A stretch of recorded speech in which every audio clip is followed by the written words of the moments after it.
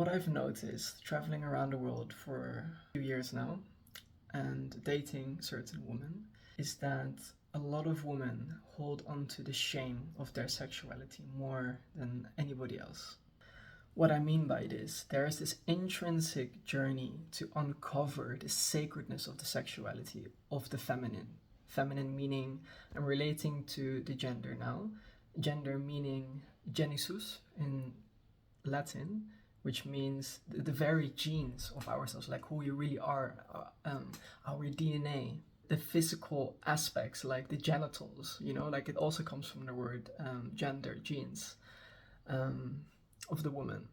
Women need to transcend the very image that they have been oppressed and condemned and confined and shaped by and conditioned by the masses, by growing up in family dynamics where their sexuality was repressed, where being seen as someone who is fully sexually integrated, expressive, showing that truth of the divine feminine, relishing in that consciousness, being expressed. Consciousness wants to express.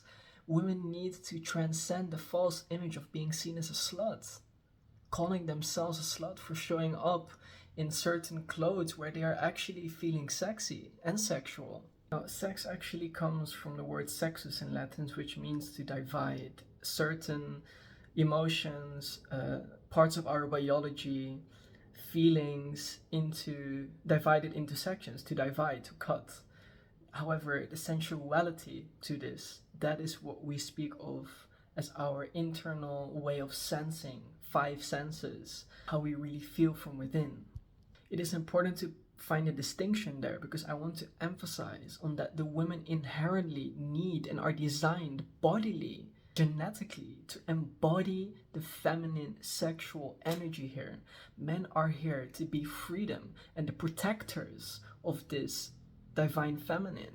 I myself, as a man, I can see how for a woman it's like, how can a flower blossom when they're walking in a war zone everywhere?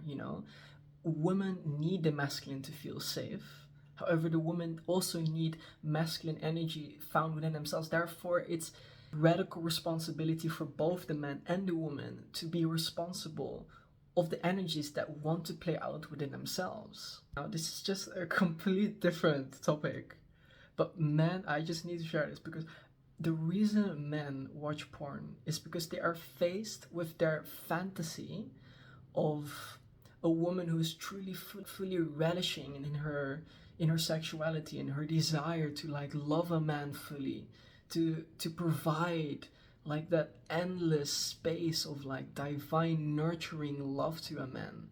Men watch porn because they're faced with that their imagination might be true. Now, of course, it's so depriving their energy and the sexual energy that they themselves, which is so magnetizing, they give that away to these cheap to that cheap entertainment, and it becomes addictive because they want something externally, but they can't really grasp it within themselves. So therefore, for a man, the solution is, of course, to heal these sexual wounds and these distortions within. And this distortion is for a man, and at least in my own experience, that it is wrong to vocalize our sexual desire, that it is wrong to be a man who owns his sexuality. But actually, it's completely okay to vocalize that, hey, I feel sexually aroused by you. It is actually, for a man, it's okay to just speak and ask, hey, do you feel the same way with me? Men and women are intrinsically designed to operate in this way. That's the beautiful dance that God gave us. God put souls on this planet to make love to each other.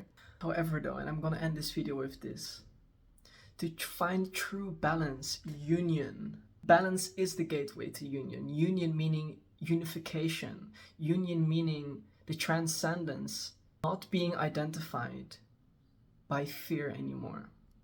Pain is because of the separation from union, from who we really are.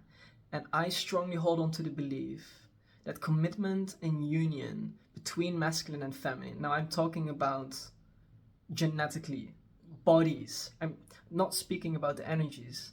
I'm speaking about men and women in their own bodies have to own the energies in which their consciousness is gravitating towards, to unify, to become, to remember, to put the members together and become one again through making love, through being with one another, through loving one another, through loving the polarity, to become the polarity. Because the truth is, everything, if we look at it this way, polarity is so big. If we look at animals, they're playfully playing with the energies of the polarities that they inherently embody, that they inherently have. So much wisdom can be found when we are faced with that polarity. Anyway, I'm rumbling a little bit off from the topic, which just comes from the power when a woman fully owns and relishes in that celestial dragon that she is, of being a divine feminine sexual being. I encourage every woman, own it. Find a man who can make you feel safe to own it. Practice it in safe containers where there is structure. Everything has structure. Even water has structure. How fluid it might seem and be, it has structure. Why do you think that water can, like, it creates like this bubble? You know, when you fill like a bottle like all the way to the top, like you can see like it, there's some structure that holds a water and can create certain form and shapes.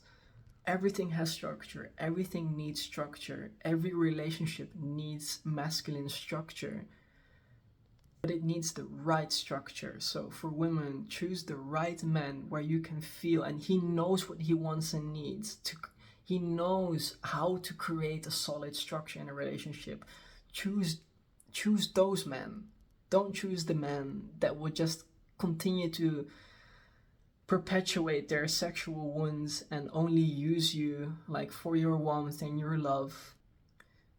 Choose a man who honors that, who wants to see you fully, not only for their selfish gains, but wants to truly grow together, where both parties can own their sexuality again, where the man as freedom can embody and find love within themselves again, in their heart. Women inherently, because they lean more into the embodiment of the feminine, they are more of love, and they are more space. They own wisdom and spaciousness and God, universe's messages. They're more open to receive those things because their heart is more open, and they should be in their womb. They should be connected with earth. As of men are designed more so to be able to be more stoic. Now, a true man is defined by to which extent he's spiritually connected to himself, to his emotions. Can he feel the moon? The moon is literally a woman. The moon is literally feminine energy. That's a man. Okay? A man is not, I don't feel anything, I'm fine. Like, trust me, like, I grew up in that family dynamic my whole life. That's not what a true man is. A man is one of truth, embodiment, and to be in his heart. Men want to give. For women, be with men who can give and nurture back the same way that you know you deserve from within yourself.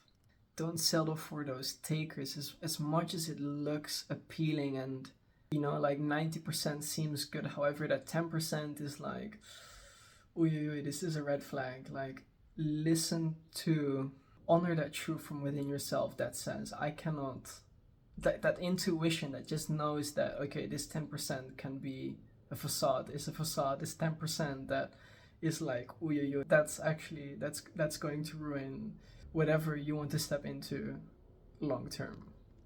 There are people there who want to fully nurture, be with you for who you truly are, and step into that commitment. Commitment for me meaning, I will love you no matter what. I will love you for everything that you are, and I will do my best to meet your needs. Because to love is to give. To love is to fully love one another. Fully.